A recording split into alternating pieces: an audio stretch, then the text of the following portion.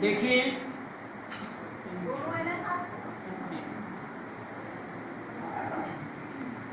गीत गाने दो मुझे।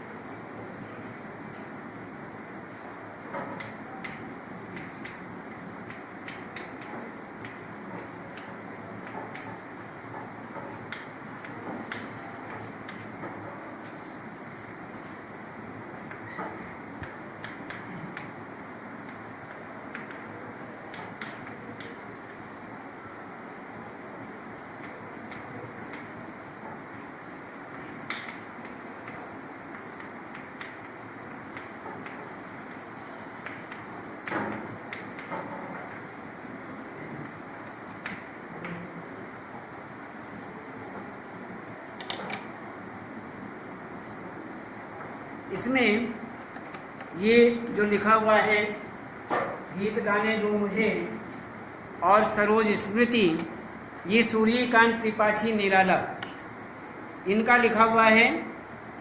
और ये इनका जीवन परिचय,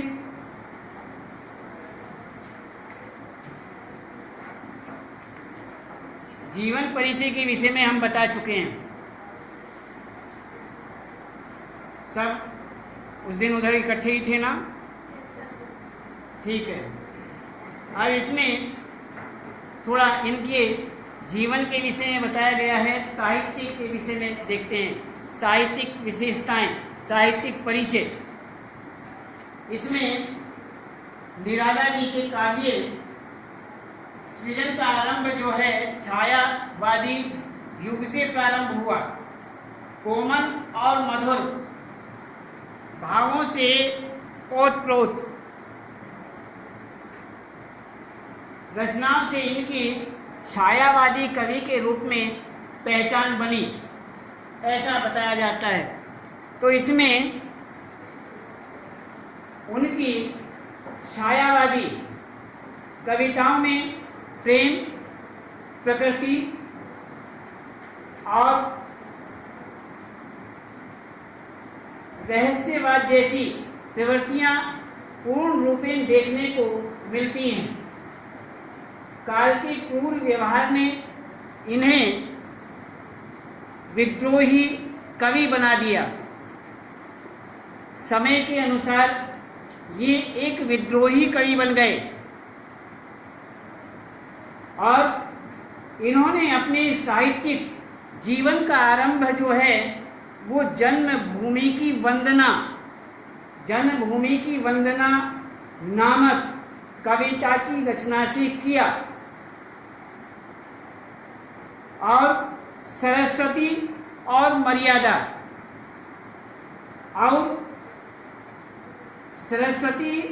मर्यादा जैसी सशक्त पत्रिकाओं, ये इस नाम की पत्रिकाएं हैं। सरस्वती और मर्यादा नामक जो पत्रिकाएं हैं, बहुत मजबूत पत्रिकाएं, अपना प्रभाव डालने वाली ऐसी पत्रिकाएं हैं। इन पत्रिकाओं से इन्होंने हिंदी ज्ञान विशेष रूप से प्राप्त किया। वर्ष 1929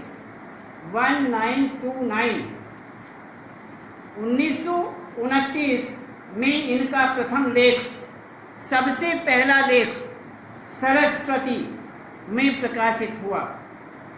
इन्होंने सरस्वती में सबसे पहला लेख जो है इन्होंने प्रकाशित कराया।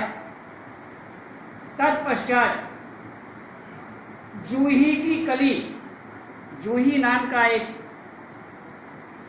फूल होता है, उसकी कली, तो नाम इन्होंने दिया जूही की कली नामक कविता की रचना कर इन्होंने संपूर्ण साहित्य जगत में हलचल मचा दी।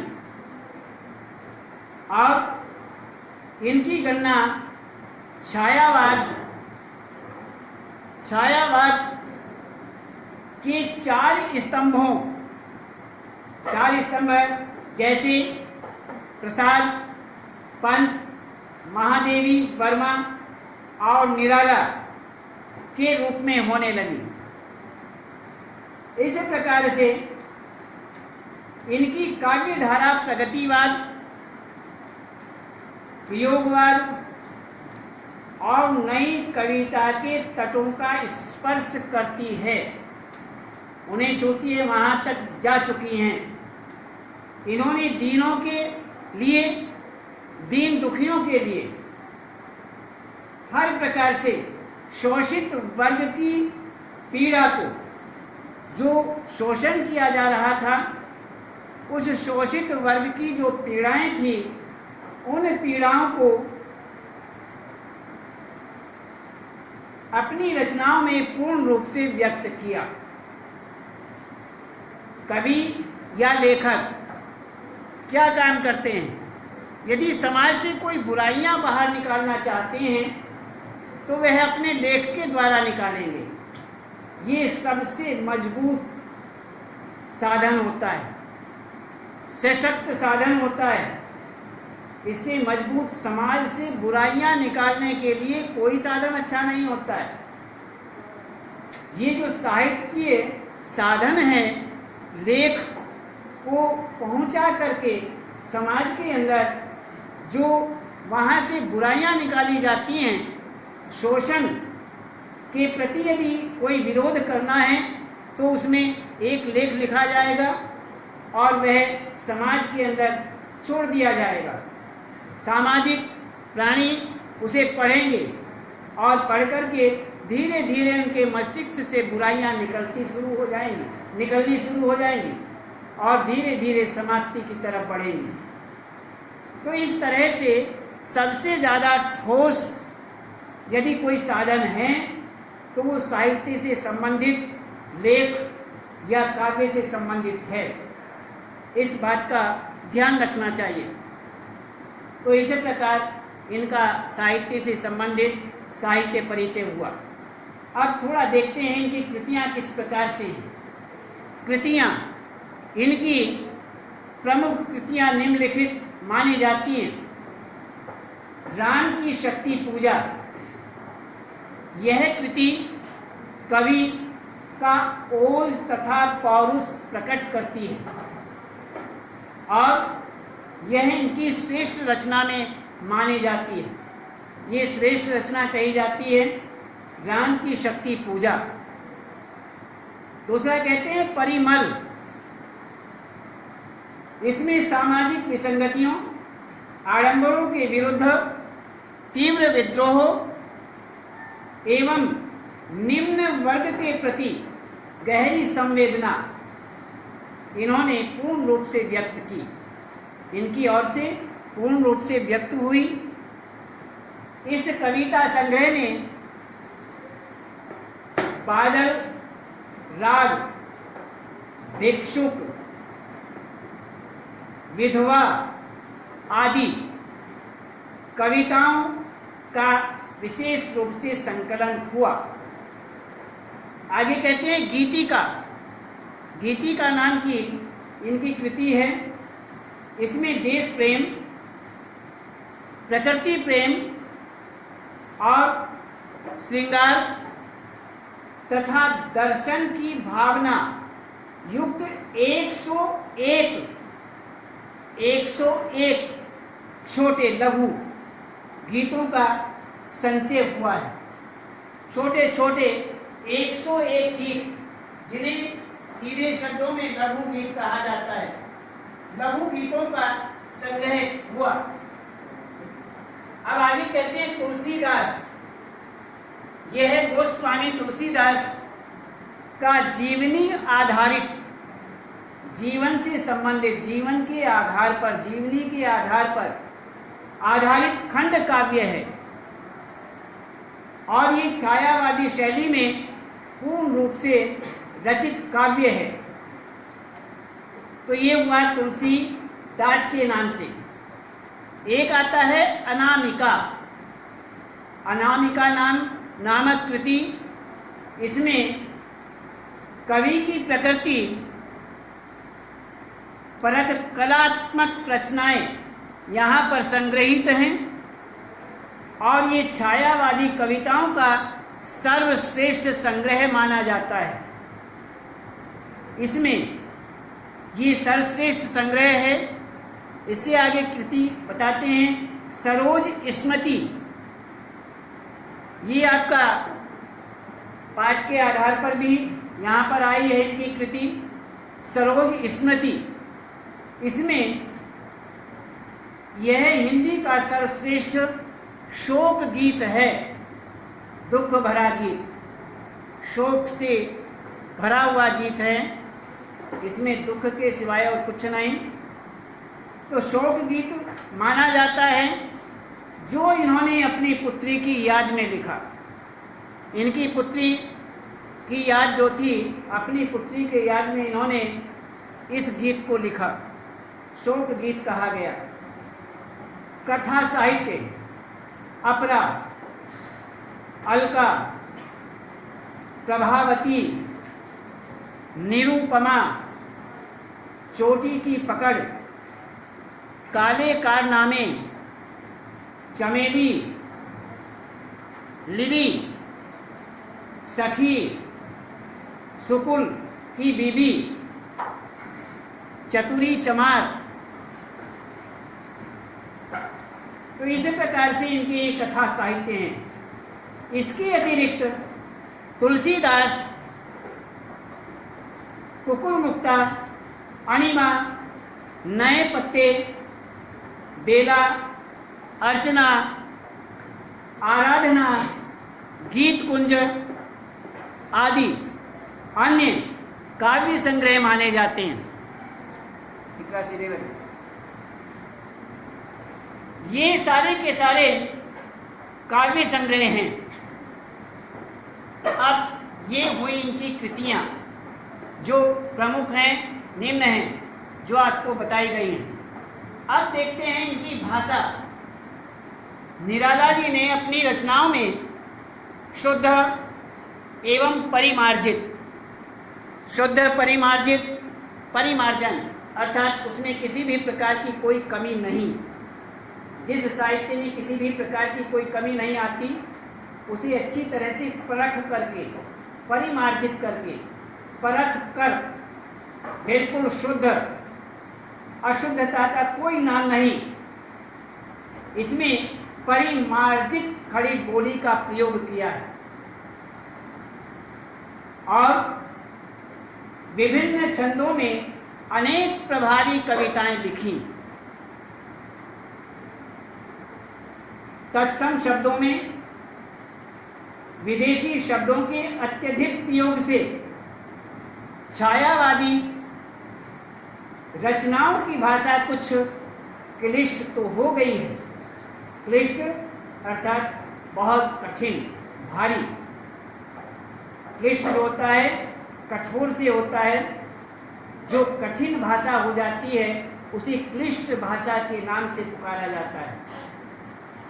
तो ये कहते हैं कि इन सारी बातों को देखते हुए इन सभी शब्दों के प्रयोग करने से भाषा जो है वो क्लिष्ट तो हो गई, लेकिन प्रगतिवादी रचनाओं में सहज, बिल्कुल सरल एवं प्रवाहमयी भाषा का प्रयोग हुआ है। बिल्कुल सरल भाषा का प्रयोग किया गया, बिल्कुल सरस भाषा का, सरल भाषा का, सहज भाषा का। और जो प्रवाहमयी भाषा है, प्रवाह से बोली जा सकती है, ऐसी भाषा का प्रयोग हुआ है। इनकी भाषा में नीरसता नहीं, नीरस नहीं, रस युक्त है। इनकी भाषा नीरस नहीं है, रस युक्त है। इनकी भाषा पढ़ने को मन करता है और एक बार यदि पढ़ना प्रारंभ कर दें तो उससे हटा नहीं जाता, पढ़ने को मन करता ही रहता है, उसे पढ़ते ही रहते हैं पाठक। तो इस प्रकार से वो नीरस नहीं है, वरन संगीत की सी मधुरता विद्यमान उसके अंदर है, विद्यमान है। तो इसी प्रकार से उसके अंदर मिठास है, मधुरता है। को पढ़ने के लिए पाठक उतावला बना रहता है। तो इसी प्रकार से इनकी ये भाषा की सरलता है, भाषा की विशेषता है। अब देखते हैं इनकी शैली के विषय में बात करते हैं। निराला जी ने रचनानुसार, निराला जी जो हैं उनकी रचना के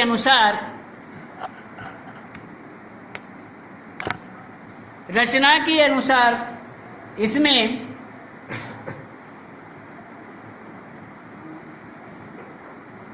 सरल एवं सुबोध शैलियों का प्रयोग किया। भाषा की जो क्लिष्टता है, क्लिष्टता छायावादी रचनाओं में तथा सरलता प्रगतिवादी रचनाओं में मिलती है। निराला जी ने मुक्त छंद का विकास किया। इनकी दो शैलियां विशेष रूप से स्पष्ट दिखाई देती हैं। पहली, छायावादी गीतों में प्रयुक्त लंबी तत्सम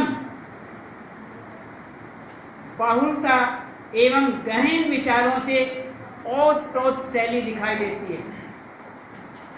दूसरा, सरल है, प्रवाहपूर्ण है, व्यंग्यपूर्ण है, व्यंग्यात्मक शैली भी इन्होंने प्रयोग की। व्यंग्यपूर्ण इनकी भाषा शैली, प्रभावपूर्ण इनकी शैली, सरलता इनकी शैली में, इसी प्रकार से, और चुटीली शैली जिसमें चुटकुले आदि अन्य, जो इस तरह से बहुत अच्छी तरह से इन्होंने अपनी भाषा में ऐसे एग्जाम्पल देकर के, उदाहरण देकर के इन्होंने अपनी भाषा को प्रवाहमयी, सरल और एक तरह से हर प्रकार से व्यंग्यात्मक शैली के द्वारा, प्रवाहपूर्ण शैली के द्वारा, सरलता के द्वारा इन्होंने अपनी भाषा को, अपनी शैली को आगे बढ़ाया। भाषा पर निराला जी का पूर्ण अधिकार माना जाता है। ये अपनी भाषा पर पूर्ण अधिकार रखते हैं, अधूरा अधिकार नहीं, पूर्ण अधिकार। और इस प्रकार से इनकी शैली हुई। अब देखते हैं इनकी काव्यगत विशेषताएं क्या हैं। काव्यगत विशेषताओं के अंतर्गत निराला जी बहुमुखी, प्रतिभा संपन्न साहित्यकार माने जाते हैं। इन्होंने कविताओं के अतिरिक्त उपन्यास भी लिखे, कहानियां भी लिखी, निबंध भी लिखे और आलोचनात्मक लेख भी लिखे। ये सब इन्होंने लिखे। इनकी कविताओं में विषय की विविधता, अनेक प्रकार के विषय, अनेक प्रकार के इन्होंने विषय लिखे और नवीन प्रयोगों की इनके साहित्य में, इनकी भाषा में बहुलता रही, अधिकता रही।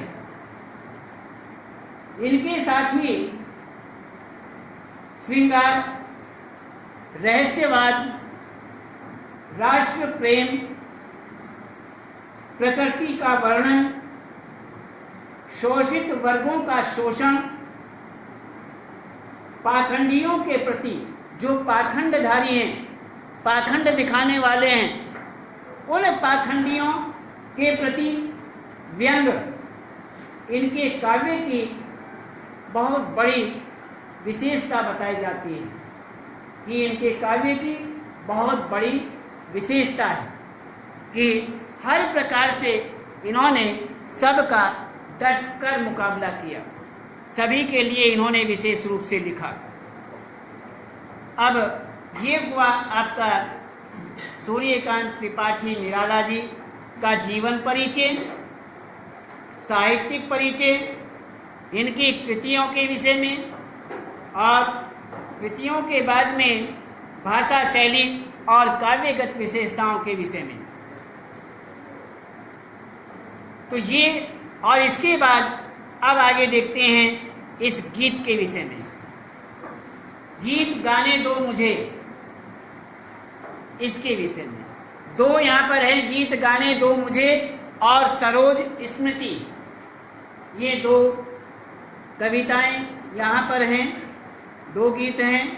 इन दोनों में से सबसे पहले हम गीत गाने दो मुझे इसके विषय में देखते हैं कौन सा है।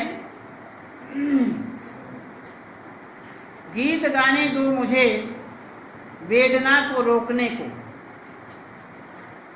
चोट खाकर राह चलते होश के भी होश छूटे, हाथ जो पाथे थे ठग ठाकुरों ने रात लूटे, कंठ रुकता जा रहा है आ रहा है काल देखो, कंठ रुकता जा रहा है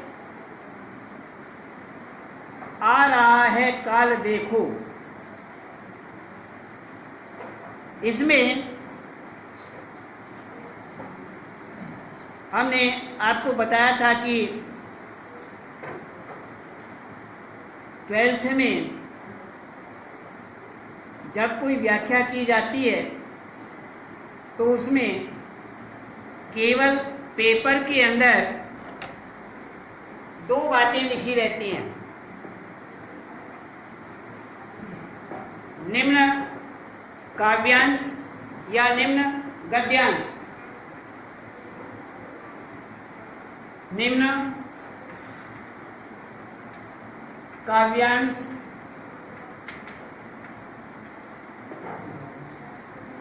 की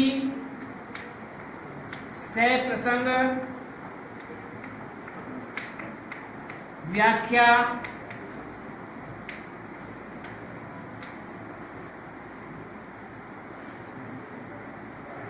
कीजिए।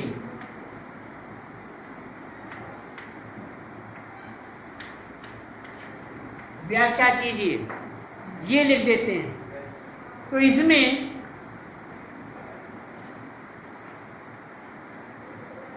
सबसे पहले इसके बाद हमने केवल पेपर के अंदर क्या लिखा रहता है, सप्रसंग, ये आता है। कहां से उठाऊं क्या? बस मैंने कहा इससे ज्यादा मैं बोलना नहीं चाह रहा, इस समय में बोलना नहीं चाह रहा। वहाँ वीडियो बंद करिए, नहीं तो वीडियो बंद करनी पड़ेगी।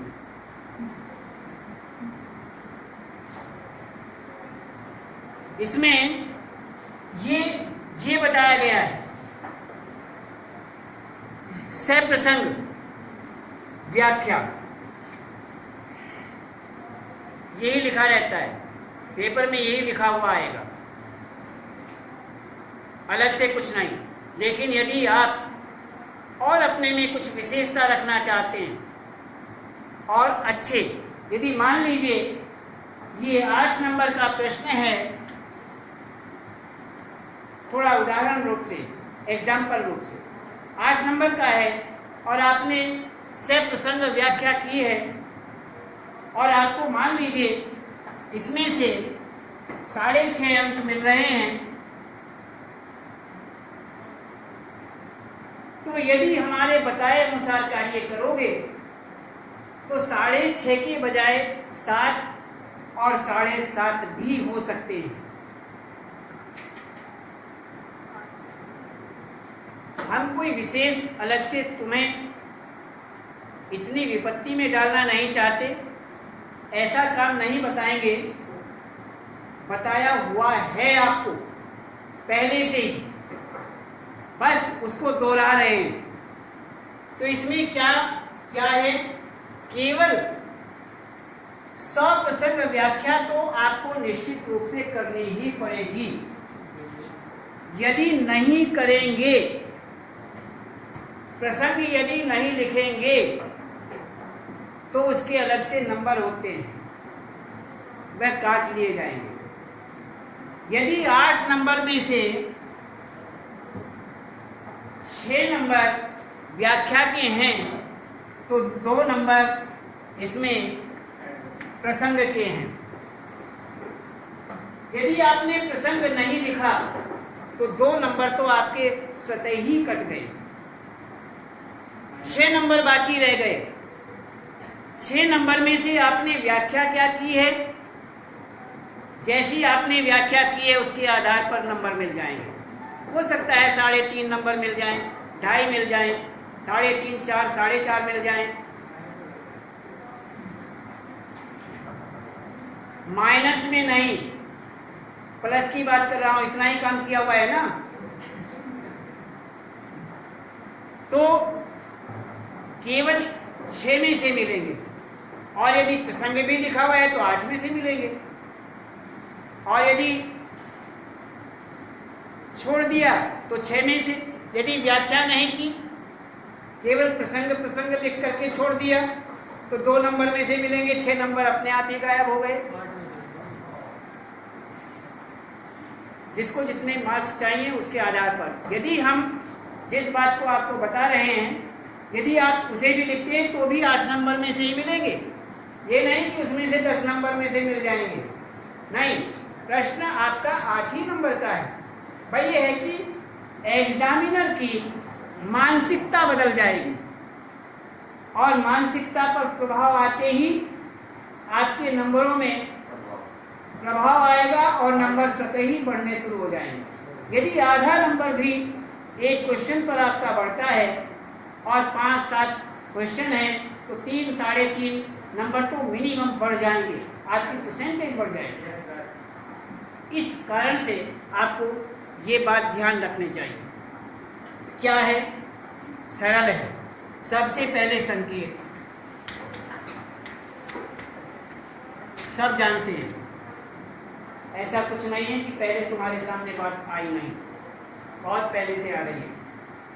केवल आपको संकेत करना है। मान लीजिए काव्यांश कई हैं, उनमें से कौन सा काव्यांश आप कर रहे हैं।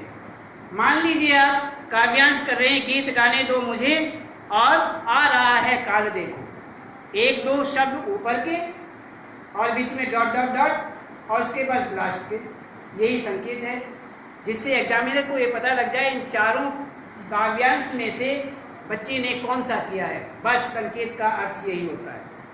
जैसे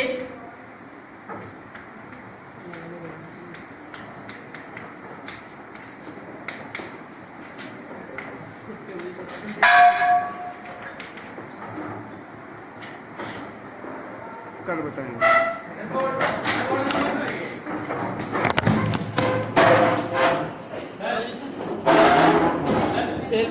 हाँ हाँ है।